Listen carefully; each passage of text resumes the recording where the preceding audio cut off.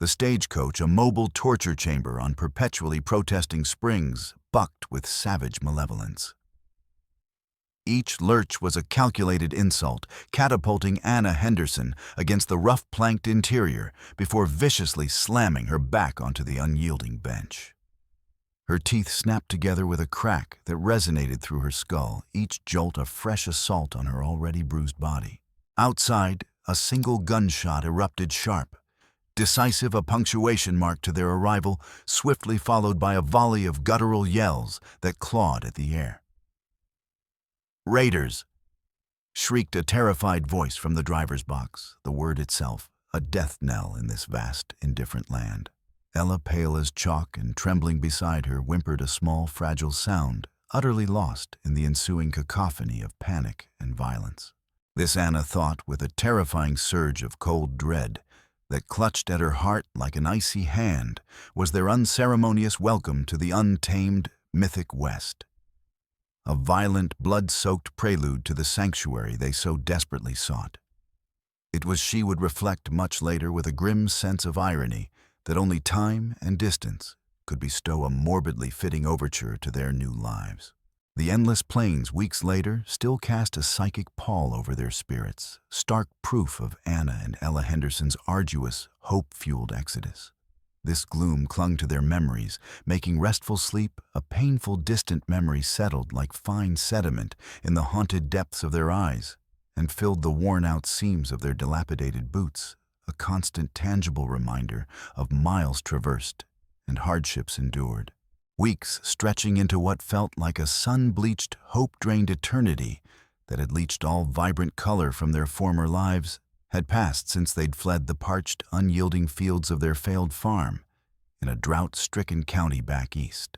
Left behind were their widowed mother's shadowed, sorrowful eyes, a haunting, accusing image that frequently visited Anna in her scarce troubled sleep, and the choking, malicious gossip of a small town that held no future, no prospects for two respectable but impoverished young women. Their sole inheritance, a profound legacy of uncomplaining toil, an unyielding inner core of resilience, and a quiet, steely fortitude, honed by years of dwindling harvests and mounting despair. The advertisement clutched like a sacred rosary until it became a softened, frayed relic, paper-thin, from anxious, repeated folding, sang an alluring, irresistible promise. Respectable positions as housekeepers on a prosperous ranch in the sprawling Western Territories. Fair wages, decent lodgings, most intoxicatingly, a chance to build something new, something wholly theirs, a life not perpetually dictated by the cruel whims of drought and the crushing weight of inescapable debt. The stagecoach journey itself, once it resumed after the outlaws were driven off, with surprising ferocity by the whip-cracking driver, and a surprisingly resolute traveling salesman armed with a Colt peacemaker, who calmly reloaded and checked his pockets for more cartridges, had been a continuous, jarring foretaste of the frontier's brutal indifference. Each lurch and jolt over unseen rocks and rutted tracks sent bone-jarring shivers through their already sore, bruised limbs, each mile a new layer of psychic grime. During one particularly grim stop at a fly-blown, grimy relay station that reeked overwhelmingly of stale sweat, rancid cooking grease, and palpable despair, a leering, one-eyed man, his grimy clothes hanging like rags off his lanky, predatory frame, had attempted to corner Ella by the algae-slicked, stagnant water trough. His breath, a noxious cloud of rot-gut whiskey and chronic neglect, preceded him like a foul miasma, making Anna's stomach clench. Anna fear a venomous coil tightening in her gut. But her protective instincts flaring, immediately interposed herself, stepping directly into his path. "She requires no assistance from you, sir." Anna stated, her voice surprisingly low, cutting but undeniably firm, meeting his single bloodshot eye with a directness that demanded, and surprisingly received, momentary hesitation. The grizzled, sun-baked driver, his face carved from weathered pine and etched with the map of 1,000 lonely trails, intervened with a curt, guttural growl. Leave 'em be, Jake, or you'll answer to Betsy here. Indeed, sir, and a subtly threatening gesture with his heavy whip handle, sending the malodorous man slinking away into the shadows, muttering curses. The incident, though brief, left a chilling residue of vulnerability, a stark, unwelcome reminder of their profound defenselessness in this harsh, overwhelmingly male-dominated land. Ella had trembled uncontrollably for almost an hour afterwards, her small hand clutching Anna's, with a desperate, painful grip, her usually bright eyes wide with lingering terror. For Anna, the elder by 3 arduous years, etched even deeper by unceasing toil and responsibility, the journey was a heavy mantle of duty. Her gaze often fixed on a distant, hazy horizon, she desperately prayed held a brighter, more hopeful dawn, carried the full weight of her younger sister's well-being. She was the anchor and the shield, acutely, painfully aware of the perilous, razor-thin line between sustaining hope and succumbing to dangerous naivete. Ella younger, her spirit more attuned to the defiant beauty of wildflowers pushing through barren rock, saw it, at least initially, as a grand adventure.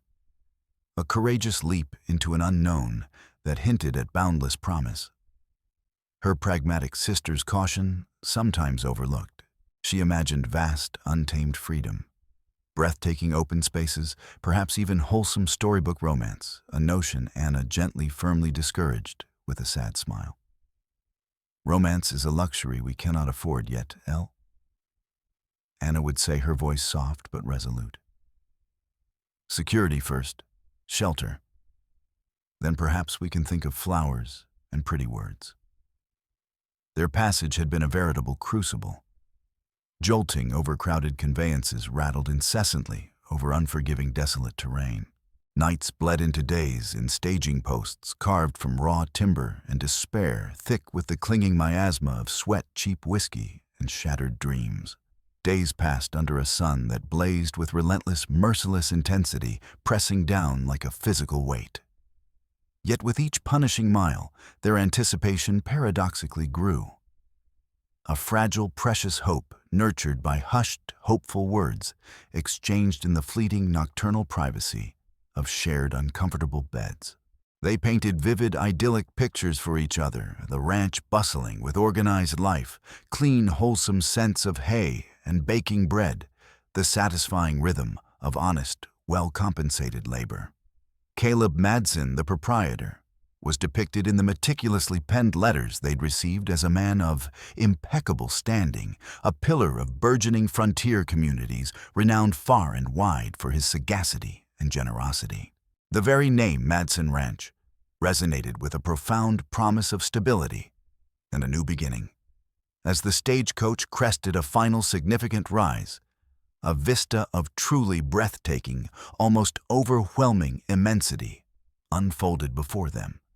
Rangeland, a vast, undulating tapestry of gold ochre and viridian green, stretched seemingly to infinity towards distant purple-hued mountains, stark and majestic against the bruised twilight sky. The driver, his sun-baked, wrinkled face, a roadmap of his long, hard life, pointed with the braided end of his whip, his arms sweeping across the expanse.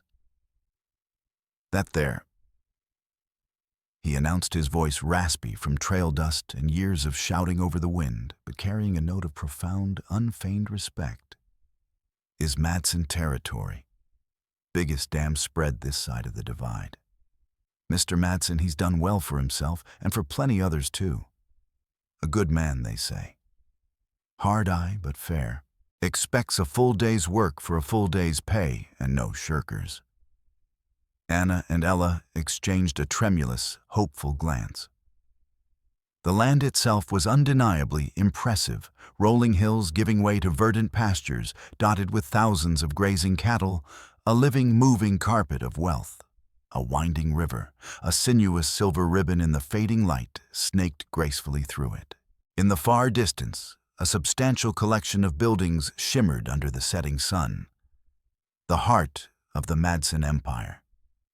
This was it. This was their destination. Fear, their constant companion for so long, loosened its suffocating grip, tentatively replaced by a fragile, fluttering excitement that made their weary hearts beat a little faster. The coach rumbled down a long, well-maintained track towards the main ranch house. An imposing two-story white-clapboard structure with contrasting dark green shutters and a wide, welcoming veranda. Its many windows, catching the last rays of sunlight, glinted like knowing, observant eyes. It was significantly larger, more opulent than they had dared to imagine from the dry descriptions in the letters, a clear and unambiguous symbol of Caleb Madson's considerable success and standing in this raw new land. As they shakily disembarked, stiff and weary beyond words, their legs almost buckling, a man emerged from the veranda's cool shadows. Tall, broad-shouldered, impeccably dressed in a well-made chambray shirt and whipcord trousers that bespoke quiet expense. Dark hair, strikingly silvered at the temples, lent him an air of distinction and authority. His face, weathered by sun and wind, bore an expression Anna hopefully interpreted as welcoming, or at least neutrally appraising. This, she felt with a fresh tremor of nervousness, mixed with profound anticipation, had to be Caleb Madsen. "Welcome, ladies, to the Madsen Ranch." He said, his voice a deep, resonant baritone that instantly commanded attention, hinting at an educated Eastern background, smooth and cultured. His diction was precise, almost overly cultivated for this rugged landscape. "You must be the Henderson sisters. I trust your journey was not unduly taxing, and the West can be a harsh mistress to the uninitiated." Anna managed a curtsy, acutely aware of her travel-stained dress, the rip in her sleeve she hadn't had time to mend properly, and disheveled appearance. "Mr. Madsen, thank you, sir. We are Anna and Ella Henderson. The journey was indeed long, sir, and trying at times, but we are here now and eager to begin our work." She willed her voice to remain steady, to betray none of the turmoil within, none of the desperate hope that felt like a living thing in her chest. Madsen's pale, piercing blue eyes lingered on them, a scrutiny that lasted a fraction too long, that was too minutely assessing. Noting the almost invisible darn in Ella's sleeve, the bone weariness etched into Anna's stance, the way Ella instinctively shrank behind her sister, the desperate hope that shone perhaps too brightly in their tired eyes. It pricked at Anna's carefully constructed composure, igniting a tiny spark of unease, a faint, discordant note in the symphony of her relief. His smile, when it came, was a carefully constructed mask of affability. The eyes behind it remained cold, distant, like a winter sky, assessing her worth not as a person, a potential employee with skills and a past, but as an acquisition, perhaps a piece of property. A flicker of something calculating, utterly devoid of warmth or human empathy, passed through them like a shadow over ice before his lips curved into that smile that didn't quite reach those unsettling glacial eyes. "Excellent. Punctuality, eagerness, admirable qualities. We value hard work here. Diligence, you will find, is always rewarded." He gestured grandly, proprietarily towards the impressive house. "Come, allow me to show you around." The interior was even more imposing than the exterior suggested: heavy, dark, ornately carved furniture, thick, rich rugs that muffled their footsteps, into near silence, numerous mounted game heads adorning the walls. A particularly fearsome, snarling wolf with disturbingly lifelike glass eyes seemed to follow them with a silent, predatory gaze as they passed. The entire house spoke of immense wealth and a distinctly masculine, almost aggressively dominant aesthetic. Madsen led them through a sunlit, though overly formal parlor, its windows overlooking the vast rangelands, a cavernous dining room whose polished table reflected their travel-worn, anxious faces, as if in a distorted mirror, then down a long, shadowed hallway. Anna glanced at Ella, whose face was alight with a mixture of awe at the grandeur and nervous excitement at the prospect of working in such a place. Surely such a man, in such a magnificent house, would be fair, would honor his written word, his promises of respectable employment. But instead of leading them to guest rooms, or even what she imagined would be clean, simple servant quarters within the main building, he guided them out a back door, across a dusty, neglected yard, littered with broken tools and debris, towards a long, low, unmistakably dilapidated building that looked suspiciously like a poorly converted, decaying stable. A cold, tightening knot of chilling unease formed in Anna's chest, constricting her breath. This was not what the advertisement or their carefully exchanged correspondence detailing comfortable lodgings had suggested. Not even remotely. This was a stark, cruel divergence. She shot a quick, worried glance at Ella, whose initial excitement was visibly rapidly fading, replaced by a dawning confusion and apprehension, her hopeful smile faltering. "These will be your accommodations," Madsen announced, his voice still smooth, almost placid, gesturing casually with a manicured hand towards the derelict structure. "Separate from the main house, of course. For your privacy, you understand. And for quiet. You'll not be disturbed here, and your comings and goings won't disturb the household." The explanation sounded plausible on the surface, a thoughtful consideration. Yet it felt jarringly, sickeningly wrong, like a beautiful apple rotten to the core. As they drew closer, a strange stomach-churning miasma hit them with physical force. The sharp, acrid sting of ammonia, the sickly sweet rot of decaying food, the rank, undeniable desperation of many unwashed bodies confined in too small a space.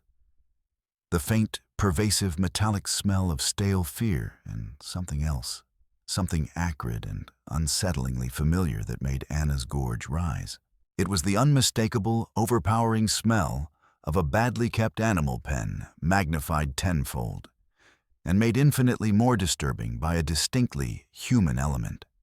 Madsen, seemingly oblivious or deliberately ignoring their recoiling expressions, pushed open a scarred, unpainted wooden door, revealing a dimly lit, oppressive interior. The air inside was thick, stagnant, heavy, with unspoken suffering clinging to them like a shroud. Instead of the neat, clean rooms they had fantasized about, they beheld a long, cavernous space, crudely partitioned into rough stalls by unfinished, splintered planks. Rough, soiled straw, alive with the rustling of unseen vermin, covered the packed dirt floor. In several of the stalls, dark, hunched shapes slowly resolved themselves into women, huddled like broken-winged birds, clad in shapeless, coarse sack-like garments. A tomb-like, suffocating silence hung in the fetid air, broken only by a low, mournful whimper, quickly, harshly stifled by a sharp command from the shadows at the far end of the building. Anna's blood ran cold, her heart plummeting into an abyss of horrified disbelief. This was no housekeeper's quarters. This was a prison, a pen, a living nightmare. "Mr.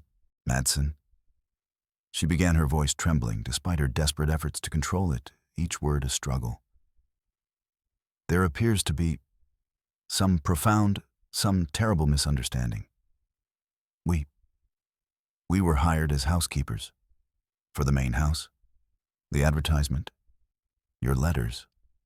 Madsen's carefully constructed, benevolent facade dissolved completely like sugar in acid melting away to reveal the monster beneath. A chilling, hard amusement glittered in his cold blue eyes. His lips twisted into a sneer of open contempt. "Oh, there's no misunderstanding, my dear Anna. Not on my part, at any rate." His eyes, now openly, lewdly predatory, swept over them with a possessiveness that felt like slime crawling on their skin, lingering on Ella's youthful terror. "You'll be keeping house of a sort. My house, my rules, and my very specific requirements." He chuckled, a dry, rasping, mirthless sound that grated on Anna's raw nerves like a rusted file. "You see, around here we have a particular appreciation for high-quality livestock, and you two fill the bill rather nicely.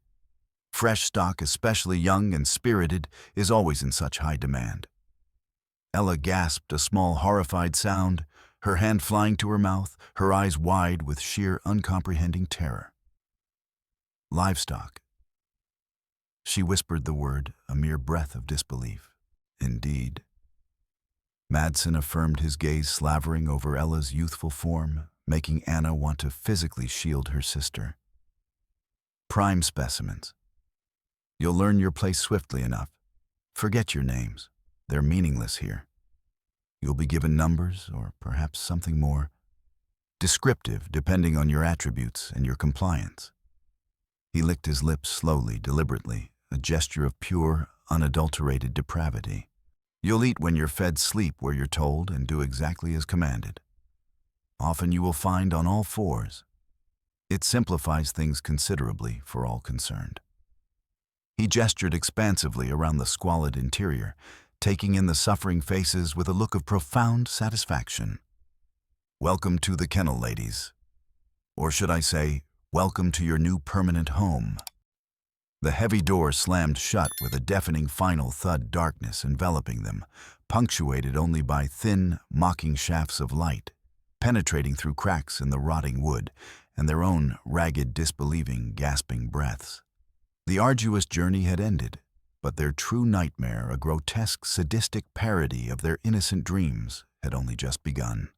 The harrowing days and weeks that followed unfolded the full sickening horror of their situation. Caleb Madsen was the undisputed depraved architect of a hidden world of unimaginable cruelty, the absolute god of a secret, despicable society of wealthy, influential men. The Connoisseurs Club, who shared his sadistic, debased tastes. The women abducted, bought, or tricked into his grasp, like Anna and Ella were their human livestock. To be forced to bark like a dog for a moldy crust of bread, to grovel pathetically for water that tasted of rust and despair, each degrading command stripping away another precious sliver of their humanity. Small rebellions were met with swift, brutal lessons in compliance. One woman who in the first week had spat in Jed's face when he tried to force her to drink from a puddle was dragged out, tied to a post, and whipped until she was unconscious, then left there for a full day under the blazing sun without water. A grotesque warning to the others. Stripped of their names, their dignity, their very identities, Anna became number 7. Ella, the more delicate of the two, number 8. Barst, forced to wear rough, abrasive burlap that chafed their skin raw. They learned to crawl on hands and knees over the splintered wood and filth, their joints soon swollen, bleeding, and frequently infected, despite the crude, sparingly shared salves offered by some of the older, more resigned women. Meals, if they could be called that, consisted of scraps unfit for swine, thrown carelessly into rough, unwashed bowls, or directly onto the filthy, excrement-stained ground, to be consumed without the use of hands like animals. They were taught through systematic beatings, calculated starvation, and insidious psychological torture to bark on command, whimper, submissively perform demeaning, humiliating tricks for the amusement of Madsen and his vile, leering guests. Laughter, harsh, mocking, and utterly devoid of human warmth, was the constant, horrifying soundtrack to their unceasing suffering. The kennel housed perhaps a dozen other women, their numbers fluctuating as some disappeared, usually after prolonged defiance or a perceived loss of spirit. And new ones arrived, their fresh terror, a sick form of entertainment for Madsen. Most had their spirits broken, their eyes hollow, vacant shells of their former selves. Some, Anna learned in furtive, whispered nocturnal fragments of shared misery, had been there for months. Others years.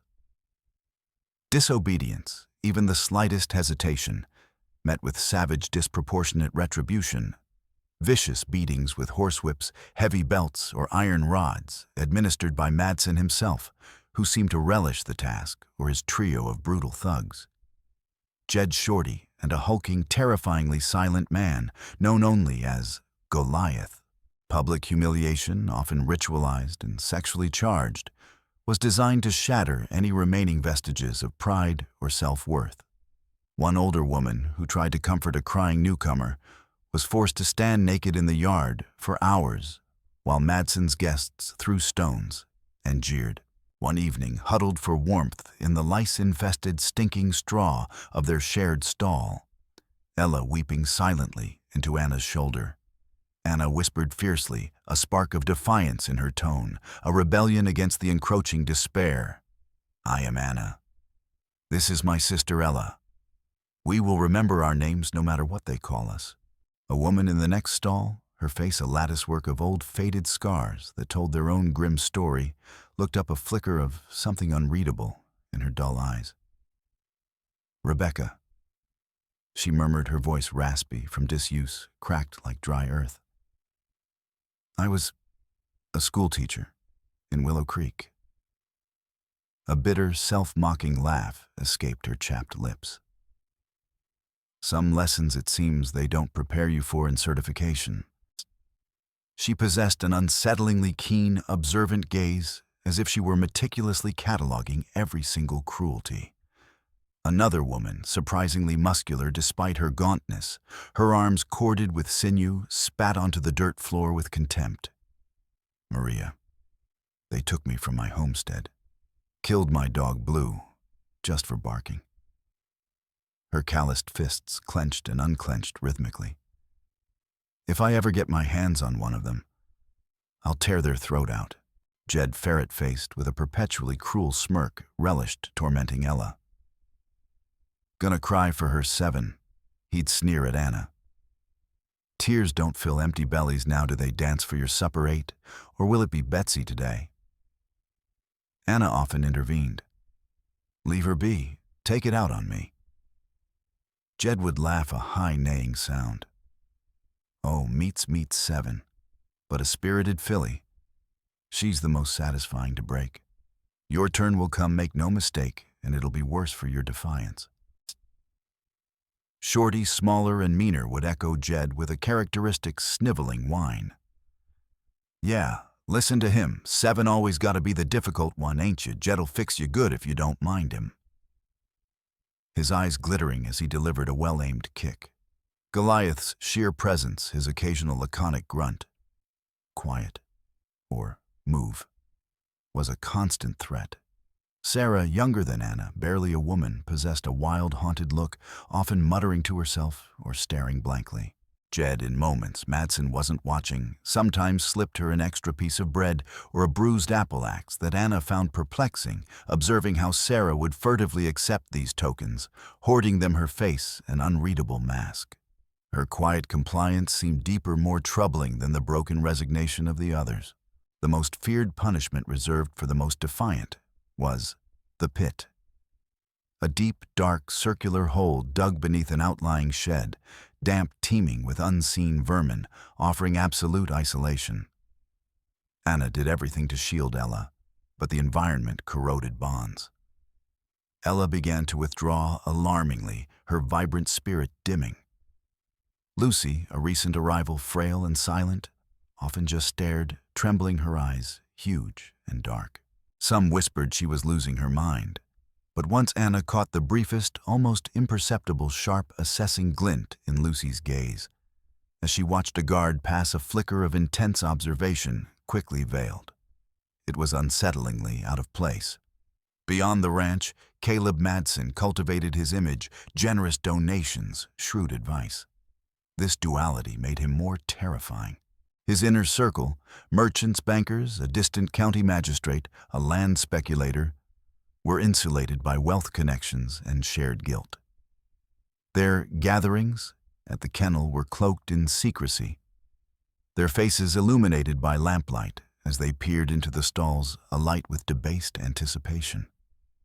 One cold, starless night, Anna lay awake, despair a heavy cloak.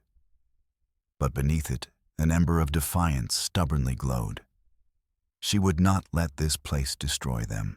The thought of freedom, however impossible, became her talisman. Far away in Apache lands, the warrior Stone Antler prepared for a journey. Raiders had stolen horses from his Swift River band. The council tasked him, renowned for tracking, with their recovery. He accepted with stoic gravity, checking his bow, flint-tipped arrows, knife, and meager provisions.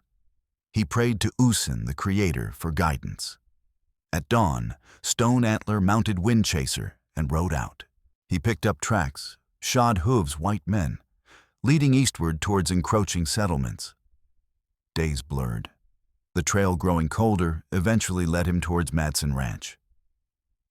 He'd heard whispers of Madsen, wealthy feared, and darker rumors of strange activities, vanishings. As he scouted the perimeter, a palpable sense of profound wrongness settled upon him. The land felt tainted. Under a moonless night, Stone Antler moved silently. He found penned animals, none with swift river brands. He noted many heavily armed guards, their vigilance exceeding need for mere livestock. An instinct drew him to an isolated outbuilding, the converted stable. A muffled sound emanated, not livestock, but a choked sob of human suffering hastily stifled, followed by a guard's low growl. Chilling dread compelled him. Blending into shadows, he found a grime-encrusted window partially boarded. Leveraging himself up, he peered through a crack. Dim lamplight revealed gaunt women in filthy stalls.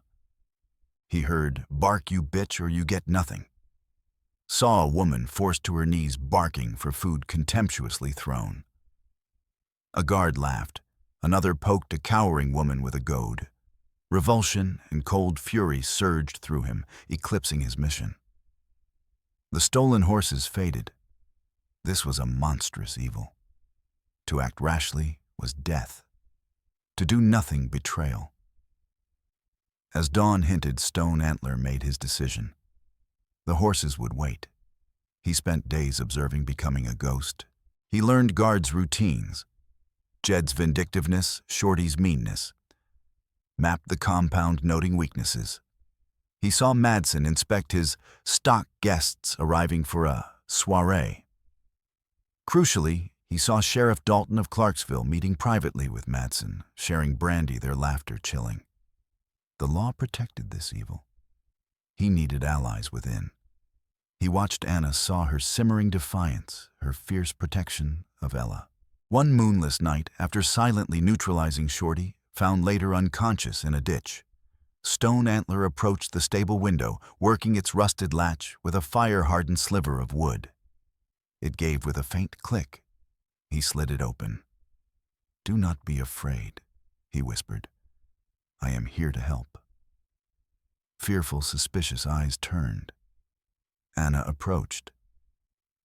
"Who are you?" she hissed. Another of Madsen's tricks. "Stone Antler, Apache. I have seen what happens here. It is evil. I want to help you escape." Suspicion warred with desperate hope in Anna's eyes. Escape? How so many guards? Madsen, too powerful. "Not all at once," Stone Antler murmured. "Smart, patient.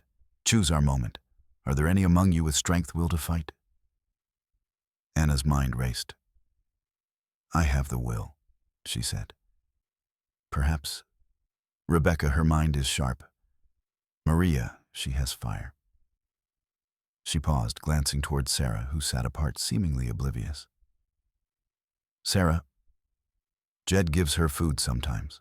She hoards it. Her silence, it's deep. I cannot read it." Stone Antler nodded. "Trust your instincts. Watch her. What does she observe? Does she listen to the guards when they think no one is paying attention?"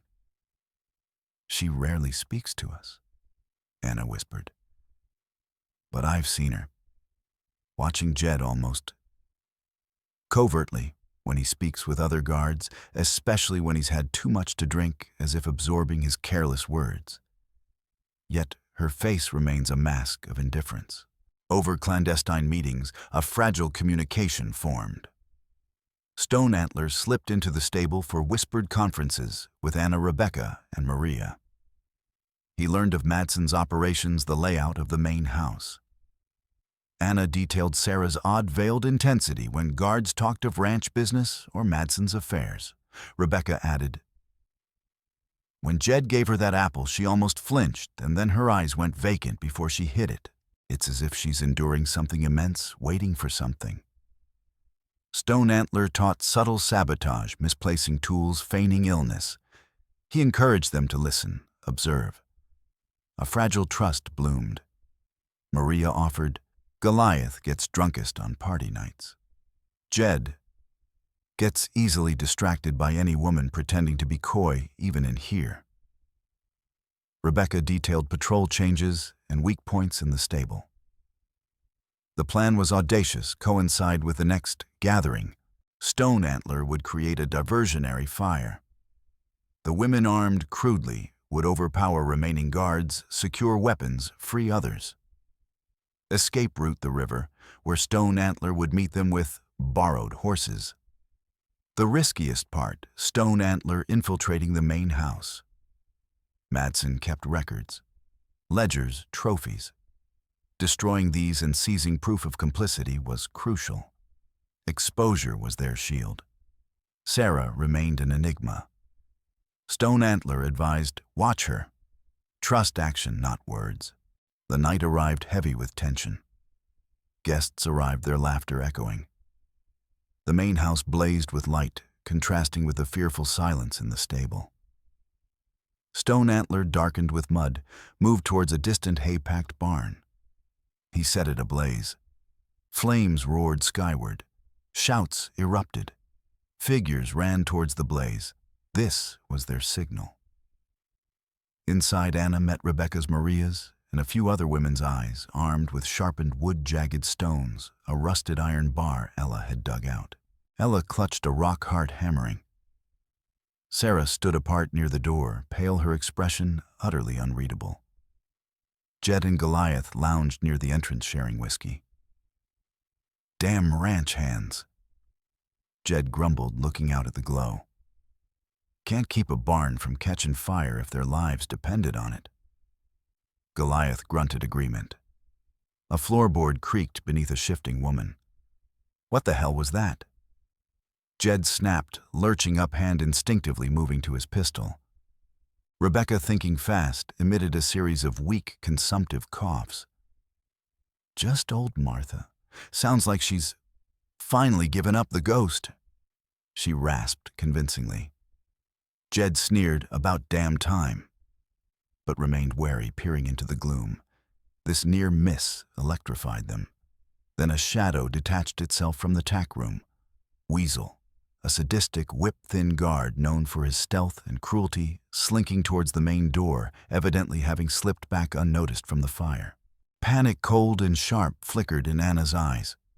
Before she could react, Lucy, the frail, silent one, the one who barely moved, shrieked not a sound of fear, but of pure, condensed fury. She launched herself forward, a wraith in the dim light, and hurled her only weapon, a soup bone sharpened to a wicked point, with astonishing lethal accuracy. It struck Weasel squarely in the eye. He screamed a high, piercing sound, clutching his face, stumbling blindly. Anna seized the instant. "Now!" she roared, her voice cracking the oppressive silence. "For our lives, fight!" The women surged forward. Rebecca brought her heavy stone down with savage force on Jed's temple as he turned, fumbling for his pistol. He crumpled without a sound. Maria, a low snarl erupting from her, lunged, driving her sharpened stick deep into Jed's exposed throat. "For blue, you bastard!" he gurgled, collapsing, blood fountaining. Goliath bellowed a sound like a wounded bull and flung one struggling woman against a post with brutal force. She slumped, unmoving. Ella screamed a raw sound of terror and defiance and threw her rock. It struck Goliath's massive head. He roared momentarily, dazed, shaking his head like a stunned bear, then lunged towards Anna, his huge hands outstretched. Suddenly, Sarah shrieked a sound that tore from her soul, inhuman in its rage. "No, you bastard Skylark! Remember Skylark, you filth!" She launched herself at Goliath like a wildcat, nails raking his eyes. He howled in pain, swatting blindly, a monstrous hand connecting with Sarah's shoulder. A sickening crack echoed, but she clung on, biting, scratching, a fury unleashed. That single precious second was all Anna needed. She drove the heavy iron bar with all her strength into Goliath's exposed side. A dull, wet thud. He gasped a terrible wheezing sound and crumpled to the ground, twitching. Silence descended, broken only by ragged, desperate panting and soft sobs. Anna fumbled for Jed's keys, her hands shaking violently. Sarah, her face a mask of blood grime and righteous fury. Her left arm, hanging limp and useless, picked up Jed's heavy pistol from where it had fallen, checking its load with a chilling, practiced calm. "Useful," she said, her voice hard, devoid of its earlier haunted quaver. spare ammunition in the tack room. Snatching the keys from Anna, she began unlocking stalls with her good hand. "We're leaving, all of us. Follow Anna to the river, move." Most women dazed, but alive, stumbled into motion. Ella, pale as death but resolute, began to help herd the most traumatized ones towards the now open door. As the last women scrambled out, Weasel, despite his grievous eye injury, lurched to his feet, moaning, and made a desperate grab for Ella, his bloody hand snaring her ankle. "Not going anywhere," he snarled, yanking her down. Ella shrieked pure terror in her voice. "Anna!" Anna spun, seeing Ella dragged, but before she could reach her, a figure moved like a vengeful spirit from the deeper shadows near the burning barn, having doubled back from his work. Stone Antler, face grim, launched himself at Weasel. There was a sickening crunch as his war club connected. Weasel collapsed inert. Stone Antler, without a word, hauled Ella to her feet, his eyes burning with cold fury. The river. Now. Meanwhile, Stone Antler had infiltrated the main house amidst the chaos of the barn fire. Near Madsen's study, a burly enforcer, alerted by sounds from within the stable block, despite the fire, stepped out. "Going somewhere, Injun." The fight was brutal, silent, and swift. Stone Antler felled him, took his knife, and picked the study lock with deft, practiced movements. Inside, mahogany desk, plush leather chairs, a grand rosewood cabinet, and an iron safe cleverly concealed behind a large oil painting of a hunting scene. He spotted faint scratches near a bronze statue on a side table, a pressure plate mechanism. Deftly disarming it, he found the cabinet unlocked, overflowing with meticulously kept ledgers, names, dates, acquisition costs for women, and chilling disposal notes. Damning correspondence passed between Madsen and Sheriff Dalton, detailing payments and shared secrets. He bundled them quickly into a sturdy hide satchel. Behind a heavy velvet curtain, he discovered a hidden spiral staircase leading down into darkness. A foul, cloying odor wafted up. He descended into what could only be described as Madsen's subterranean gallery of horrors, framed grotesquely pornographic photographs of terrified, broken women. Glass display cases held pathetically personal belongings. A tarnished locket, a worn leather-bound Bible, a faded blue ribbon, a tiny single baby shoe, a pressed wildflower crumbling to dust. Each case had a small, neat brass plaque. Subject 12 acquired, day 1871.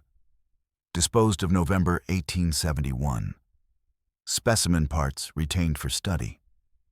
This was Madsen's private museum of pain and perversion.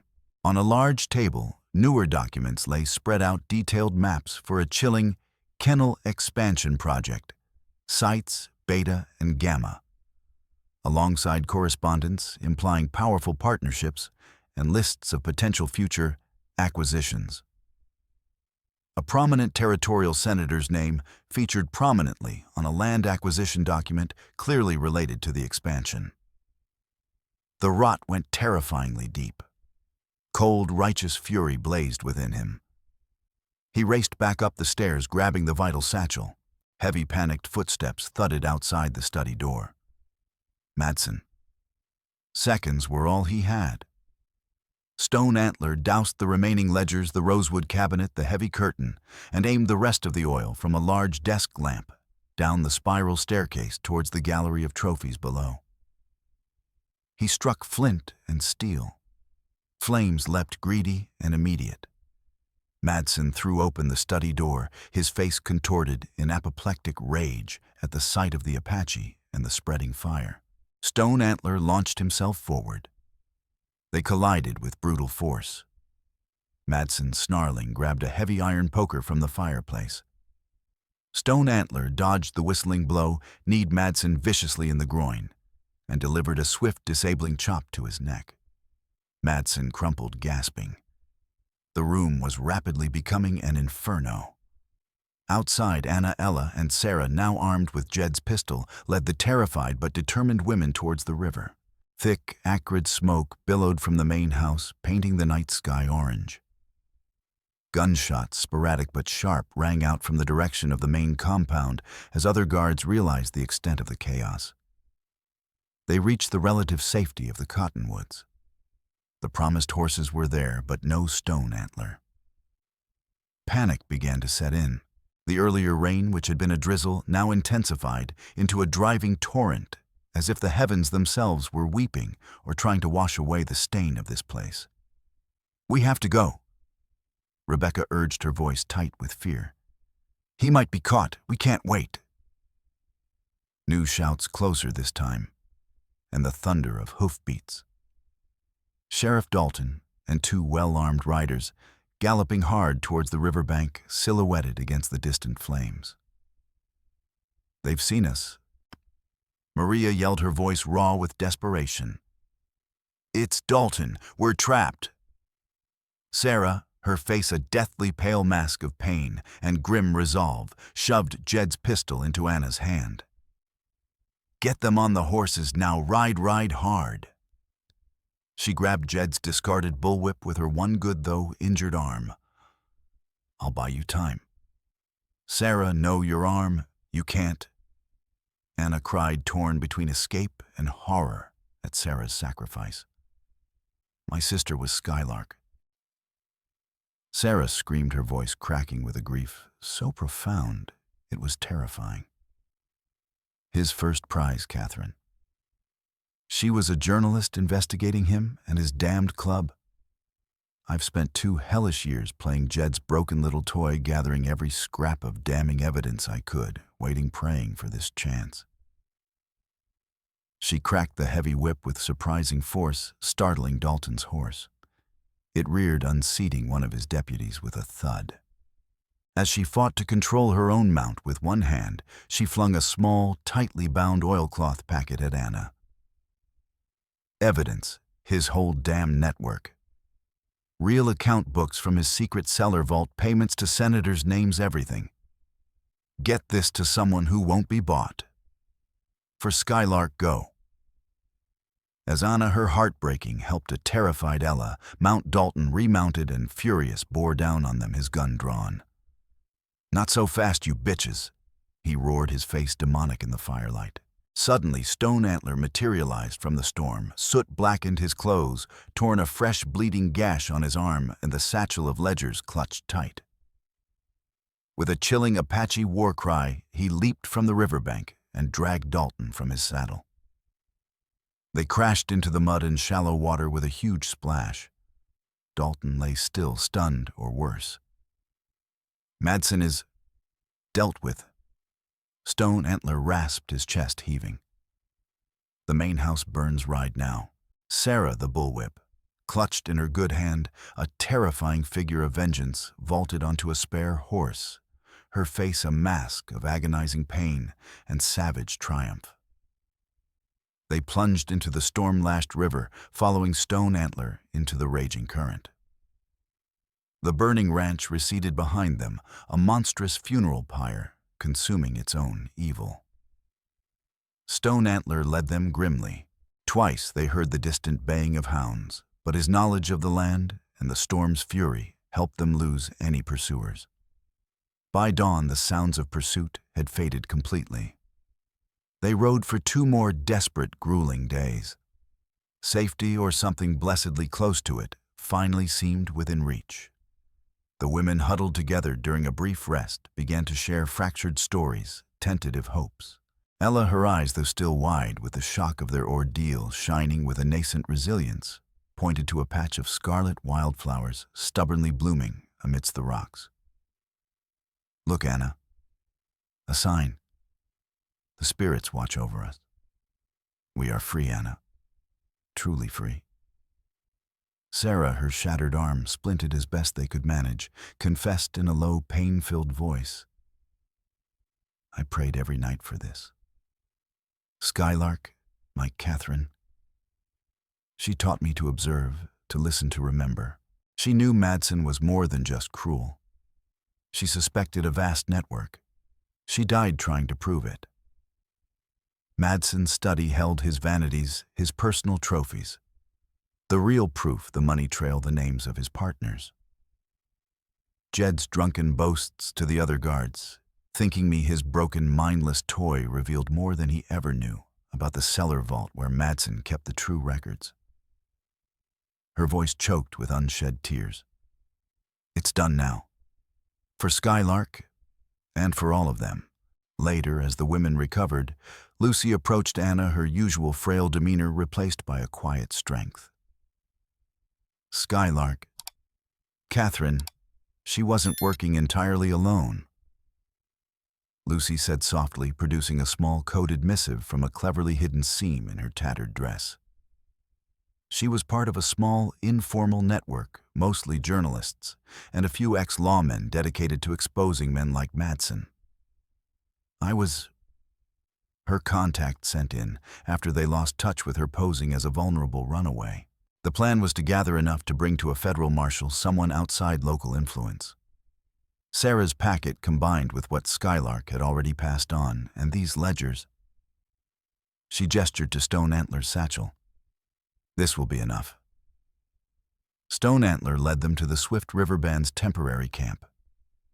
The Apache, initially wary of so many traumatized white women, received them with slowly dawning compassion as Stone Antler explained their horrific ordeal and heroic escape. The Apache women, with quiet dignity, tended their injuries, shared food and water.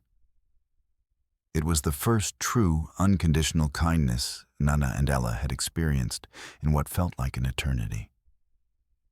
That night, they slept deeply, almost dreamlessly. The sound of the wind sighing through the pines, a soothing lullaby.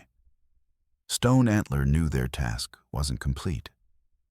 The singed ledgers, Sarah's meticulously gathered packet, Lucy's contacts, and the chilling kennel expansion plans.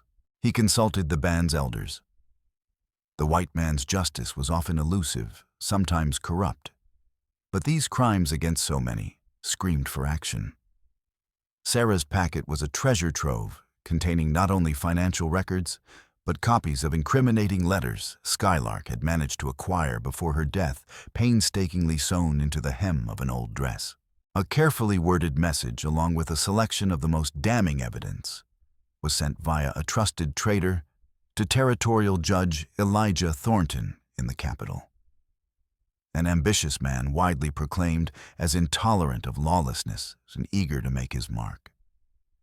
He'd heard vague, unsettling rumors about Madsen's ranch for years, but lacked concrete proof. Stone Antler's rescued ledgers, Sarah's explosive evidence, especially Skylark's letters directly implicating high-ranking officials and the powerful territorial senator, were too compelling, too dangerous to ignore. This was Thornton's chance to prove his mettle and root out a corruption that threatened the very fabric of the territory. The Madsen Ranch was eventually found to be a charred, smoldering ruin. The subterranean gallery yielded horrifying, grotesque remnants that shocked even hardened frontiersmen. The kennel stood as a silent, damning testament to unimaginable cruelty. Caleb Madsen, found days later wandering the plains, horribly burned, half-mad, and raving, was arrested. Sheriff Dalton, confronted with undeniable receipts from Sarah's packet and Skylark's copied letters detailing his complicity, crumbled, his authority stripped away, his reputation destroyed. The trial was a sensation, drawing crowds from across the territory. Judge Thornton, armed with Madsen's own ledgers, the meticulously compiled Skylark's notes, from Sarah's packet, Lucy's corroborating testimony about the broader network, and the chilling expansion documents, systematically dismantled Madsen's carefully constructed facade of respectability.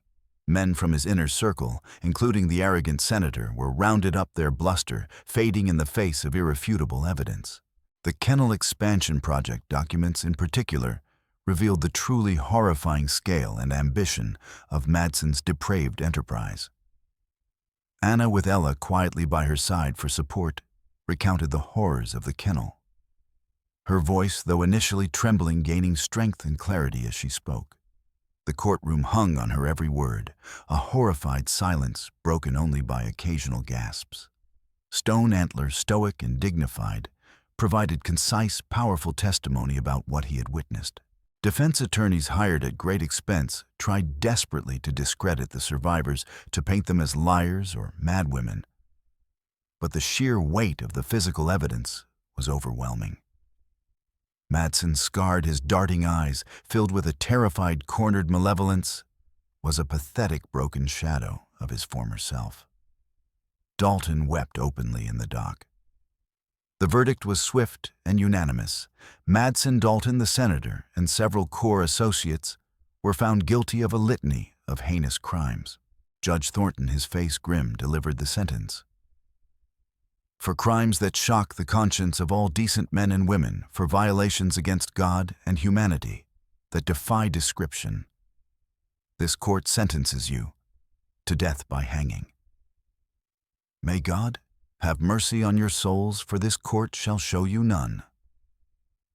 Lesser members of the conspiracy received life imprisonment. A wave of applause, quickly followed by shocked murmurs at the severity of the sentence, swept the courtroom. Justice, brutal but undeniable, had been served.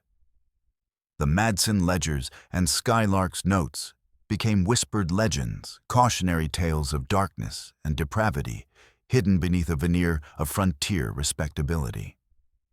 The Swift River Band, out of respect for Stone Antler and admiration for the women's courage, invited Anna and Ella to stay with them. Stone Antler, in his quiet way, told them, "Our ways are different. Life here is not easy, but it is a life of dignity, of purpose, of true freedom. You are judged here by your spirit, by your courage, not by the misfortunes that befell you." Anna remembered what he had once told her in a rare moment of confidence, of losing his own young sister, taken in a raid by enemy tribes years before her fate forever unknown. He had said, his voice rough with old pain, "To save others when one could not save their own. It is a balm to a scarred heart." His words resonated deeply within her now. Anna looked at Ella. Her sister's eyes, once perpetually haunted, now held a new tentative light.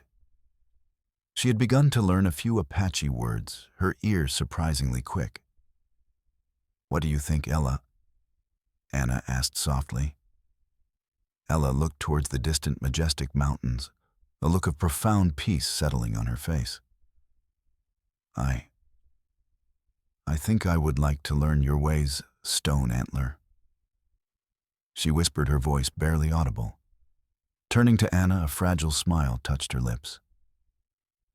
"They see us here, Anna. They don't see broken things. They see people. Women with strength. Here. I think I can finally breathe again." A deep sense of peace, hard-won and precious, settled over Anna. The path ahead would be challenging, unknown, but it would be their own. Sarah, her mission for Skylark complete, eventually moved on, her burning spirit dedicated to finding and helping other women trapped in similar circumstances, her knowledge of Madsen's network invaluable. Rebecca and Maria, their own demons somewhat exorcised, sought new lives and fresh starts in distant growing towns. Lucy, it turned out, rejoined her shadowy organization, using the Madsen case to push for more formal federally backed initiatives against such criminal enterprises.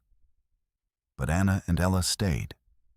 Seasons turned, marked by the bloom of desert flowers and the harsh beauty of winter snows. They wove themselves into the fabric of Apache life. Their hands, once soft, grew calloused and capable. Their ears learned to decipher the subtle sounds of the desert, their eyes to read the meaning in the shifting clouds. They learned the language, the intricate survival skills, the ancient healing arts of the unday. They learned to ride like the wind, their spirits slowly mending under the vast, indifferent sky. One particularly harsh winter, a sudden ferocious blizzard trapped a small hunting party, including several elders, far from the main camp. One of the most respected elders fell gravely ill.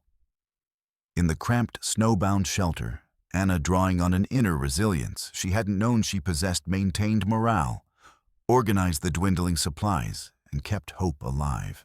Ella, using the healing knowledge patiently taught to her by Desba, One of the elder Apache women brewed medicinal teas from carefully hoarded herbs and applied soothing poultices.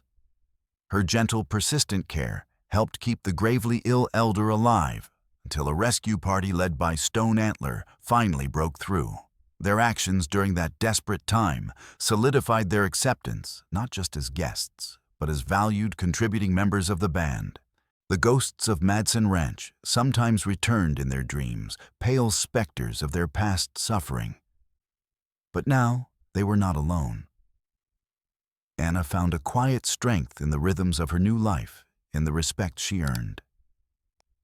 Ella blossomed her laughter, becoming freer, her innate kindness finding new outlets. Stone Antler remained a steadfast, though often silent, friend and mentor.